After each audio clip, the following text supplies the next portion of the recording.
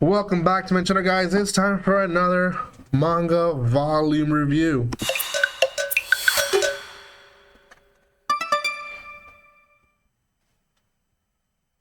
Welcome once again to my channel, guys. This is going to be on The Witch's Marriage, manga brought to you by Yen Press. They are a huge company, I'm going to say that, and I'm going to stand by it because they're a pretty big company. I think the biggest when it comes to English translation for manga. The reason I say that is because they have an umbrella under them of companies that are also releasing either their own webtoons, manga, you name it, light novels, left and right. You just have to go to yenpress.com and you'll see the amount of stuff they're releasing per month, which is insane. So The Witch's Marriage is one of those new series that you can catch there. This one, I believe, aired, if I'm not wrong, in the month of October. I'm a little late on this one, but picked it up today. I read it through pretty easily. One of my breaks, I just read through it pretty fast. It is an easy read, although it doesn't seem like it, but it is. So yeah, it's a pretty cute story based on just these two witches, essentially, and their love is power, essentially. Before anything else, guys, if you haven't done so by now, make sure you subscribe to my channel. Give some love by commenting, liking, and sharing. If you haven't by now, then go and check out my other Yen Press, Yen On, Easy Press, J Novel Club, JY reviews here in my channel, because there's a lot of them. You can also catch me on social media by checking out the description below.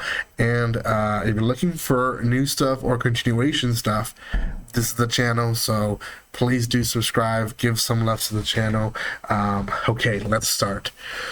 So, The Witch's Marriage. The Witch's Marriage is solely based on these two witches that live in a world where essentially witches being married and having a close bond to one another makes them more and more powerful.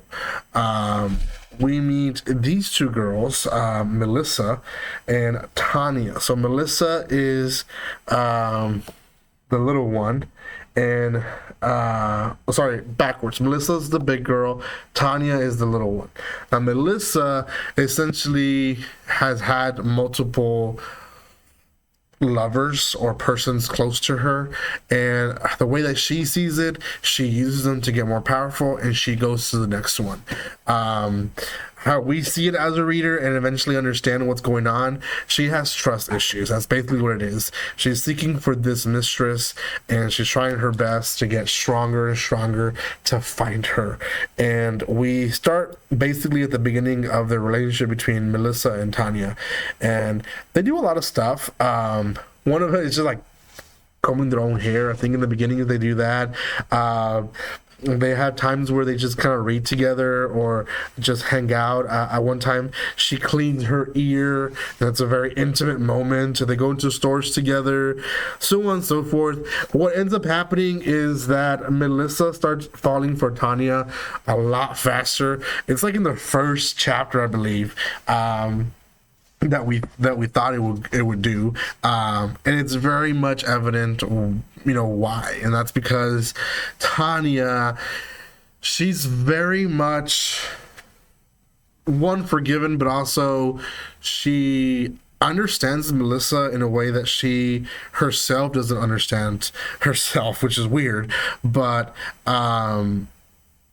like at the end of the volume, they go in front of a dragon, and since the dragon is going to provide a key and more power to them if they're honest to one another.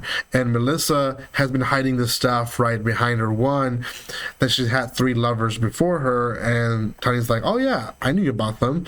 Like, she told me that she ditched them. And the reality was, Melissa didn't ditch them, the other girls did. They didn't want to be with her. So Tanya, instead of going, well, wait, you were the problem, so what's wrong with you, right? Why is everyone leaving? She understands and says, well, they're missing out, right? And she turns it always in a positive way.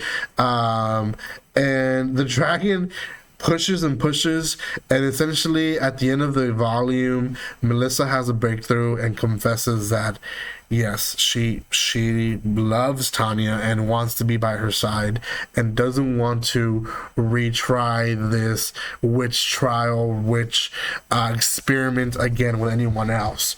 So yeah, there's definitely a lot of Melissa's growth in just one volume. Tanya herself is just cute. We don't really see her struggle as a character other than maybe one chapter where she doesn't feel like she is good enough for Melissa. She feels like she's messing up too much. In fact, towards the end of this chapter, she starts confessing all this stuff to who she believes is just a random cat, and in reality is Melissa. And Melissa is able to comfort her and kind of give her guidance as a cat, but still let her know that she is good enough. It's all in her head, right? It's cute. I think it in its own way kind of showcases how relationships can happen and go. There's a lot of hidden relationship lessons that can be learned through it. Like one, there's people that generally has trust issues and they haven't hurt anyone, but because they've been hurt so much, they act like they're the one that's going to hurt someone, right? In the case of Melissa, and they shelter their heart so much that they don't want to get hurt. So they become the one that is kind of like the one that wants to be in control, the one that decides how the relationship goes. And it happens so much often. Before this job as a teacher, I did work in the sense of counseling people, and it's seen a lot more than you think. And the whole I'm not good enough, gosh, that thing, I think every marriage, every relationship is probably going to be seen. Either both persons will feel that, or at least one person will feel it. That's seen so much in relationships, and it's because I think in this world society of rating and of placing ourselves, well, I'm better than that person, but worse than this person, we sometimes end up in a relationship where, at least I do, I feel lucky that my wife is my wife. I think she's beautiful.